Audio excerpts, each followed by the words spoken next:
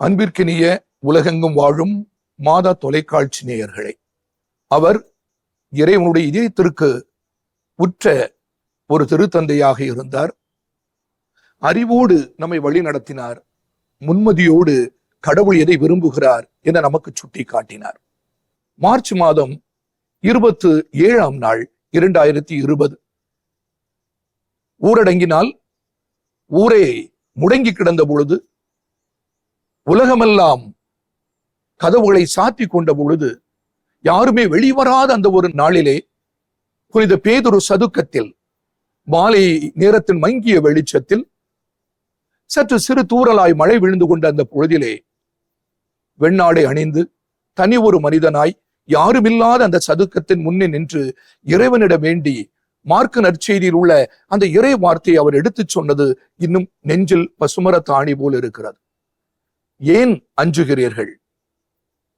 இந்த உலகத்திற்கு அவர் விடுத்த செய்தி, நான் உங்களோடு இருக்கிறேன் என்ற நம்பிக்கை உங்களுக்கு இல்லையா என்பதனை அவர் உலகத்திற்கு தந்தார். கடவுளுடைய உடனிருப்பு இருக்கிறது.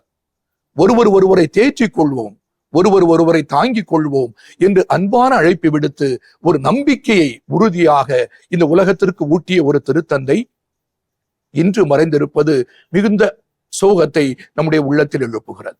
ஏப்ரல் மாதம் 20ஆம் நாள் உயிர்ப்பு பெருவிழாவின் பொழுது கண்டிப்பாக அவருடைய உள்ளம் துடித்திருக்கும். இந்த விழாவின் பொழுது நகரத்திற்கும் உலகத்திற்கும் அவர் கொடுக்கின்ற செய்தி என்ன என்று ஆவலோடு மக்கள் காத்திருப்பார்கள். எப்பொழுதும் போல அவருடைய மனம் மக்கள் சார்ந்திருந்திருக்கும். எனவேதான் முதுமையான நிலை என்று மட்டுமல்லாது அந்த நோய்மையான ஒரு நிலையிலும் கூட அவர் அந்த சக்கர நாற்காலியிலேயே அமர்ந்து மக்களை சந்திக்க இந்த உயிர்ப்பின் பொழுது வந்தது இன்னும் நெஞ்சத்தில் நீங்காமல் இடம் பிடித்திருக்கிறது. மக்களுக்கு வாழ்த்து சொல்லி இந்த நகரத்திற்கும் உலகத்திற்கும் செய்தியை தந்த அவர் தன்னுடைய இறுதி ஆவணம் வெளியாவதை பார்த்து நாம் அனைவரும் மலைத்து நிற்கின்றோம். எப்படி அவர் அடக்கம் செய்யப்பட வேண்டும், எங்கு செய்யப்பட வேண்டும், எவ்வளவு எளிமையாக செய்யப்பட வேண்டும் என்பதையெல்லாம் அவர் குறித்திருப்பது இந்த உலகத்திற்கு அவர் தருகின்ற அற்புதமான செய்தி. அன்புமிக்கவர்களே, ஆண்டவர் இயேசு சொல்லுவது போல, பெரும் சுமை சுமந்து சோர்ந்திருப்பவர்களே எல்லாரும் என்னிடம் வாருங்கள், நான் கனிவும் மனத்தாழ்மையும் உடையவன். திருத்தந்தையை சிந்திக்கின்ற பொழுது இது ஒன்றே என்ன எனக்கு தோன்றுகிறது. அவர் கனிவும் மனத்தாழ்மையும் கொண்டவர்.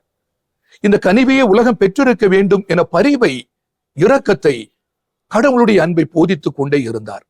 அதை வாழ்விலே காட்டினார். அது கத்தோலிக்க திரு அவைக்குள்ளே நின்றுவிடக் கூடாது என நினைத்தார்.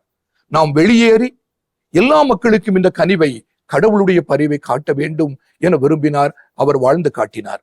இதுதான், இந்த எளிமையில்தான், இந்த மனத்தாழ்மையில்தான் அவர் ஏழைகளை தன்னுடைய நெருக்கமானவராக ஏற்றுக்கொண்டார்.